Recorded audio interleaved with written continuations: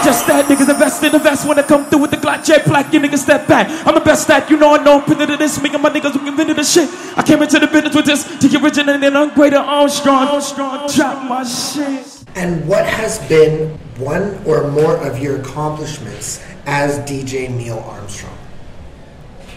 One or more of my accomplishments as DJ Neil Armstrong? Yes. I don't know how to answer that one. Wait, what do you mean? What has been one or more of your accomplishments as DJ Neil Armstrong? Like how many or what kind of large accomplishments have you achieved? As DJ Neil Armstrong? Yes. Well, I've DJed for Jay. Yes. I am currently a global music ambassador for Adidas. The last, I guess, big DJ they had would have been Jam Master Jay back in the day, so I get to follow in his footsteps, which is really cool.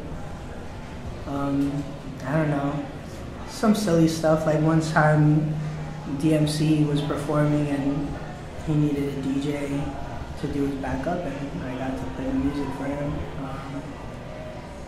I've made numerous mixtapes, you know, rocked a lot of parties, and you know, I could say that I've had longevity. Like, not a lot of people get to say that, so yeah, I think I'd add all those under my accomplishments. And what is your favorite place to tour around the globe, and why? Favorite place to tour? You know, that would be a tough one. I've been around, literally around the world. I've been to every continent on the earth except for Antarctica. But I will very honestly say that Vancouver is one of my favorite places to visit, to be around, and I've only been here for like a little while. But I'm not bullshitting y'all. Like, I really at one point thought about moving out here because it's so beautiful, and kind of the kind of job I have, I could do it anywhere. But so, you know, short answer to the question, I'll say Vancouver. Why not? And what are your inspirations, and what are some of the coolest things you have done in your career? Well, inspiration-wise, like, as far as the mixtapes and all that goes, it's just the music people that I meet, you know, like, just get creatively, you know, when I hear certain songs, like, they kind of find me, like, even at a Dwayne Reed or a freaking Tim Hortons, they might be playing something on the speaker. That's where I get my inspiration from. I mean, we already talked about the other question already, so. And how was it spinning at the World Olympics in Beijing of 2009? Olympics was, you know, I got to do a lot of cool stuff like that. The Olympics, I got to go to South Africa for the World Cup Olympics in 2008, I guess. I mean, imagine how it was here in Vancouver. That's how it was in Beijing during the Olympics. During the Olympics in Beijing, it was kind of similar. So it was cool. And what is one of the biggest challenges being as a top DJ? Challenge for me personally is like kind of trying to make everyone happy, because when you reach a certain level, people have expectations of what you want to do.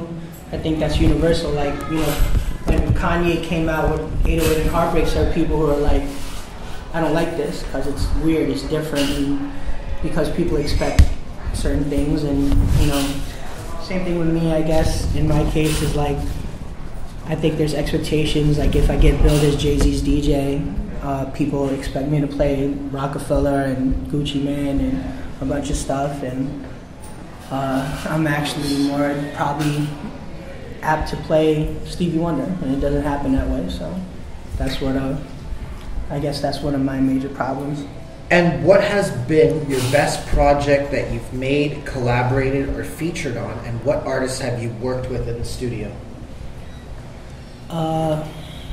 I mean, mixtape-wise, they've always been, you know, projects I've been really proud of.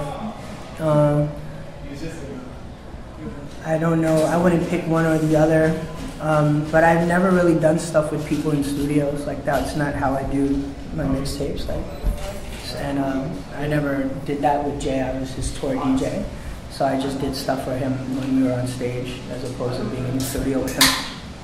And share with us some of the battles that you've been part of and won.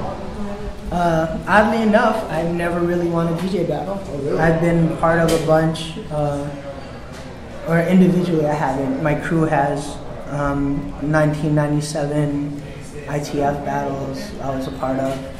Besides that, I was kind of more like the person who kept the crew together.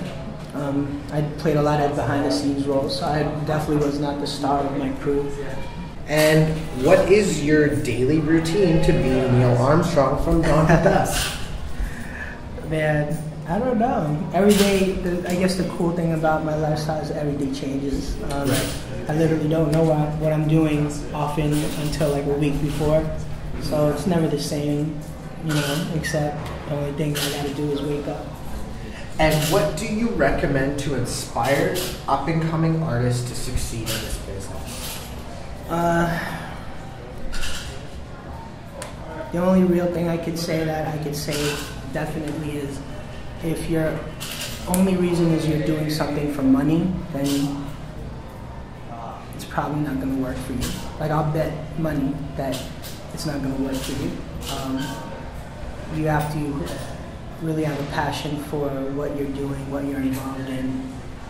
So I'm not saying that money is not involved. Like, I need to make a living out of this. So, I have to marry my need for money with the art, right? Where art and commerce collide, like that's how my life is, and there's nothing wrong with making money, but if that's your only goal, then you're probably not in the right business. So, I think artistic integrity for yourself is always very important, and you should keep to that.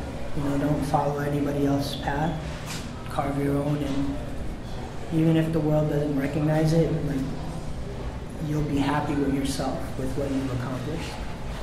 And how do you feel about hip-hop today, and what needs to change, and what are some of the best strategies to succeed in the online game?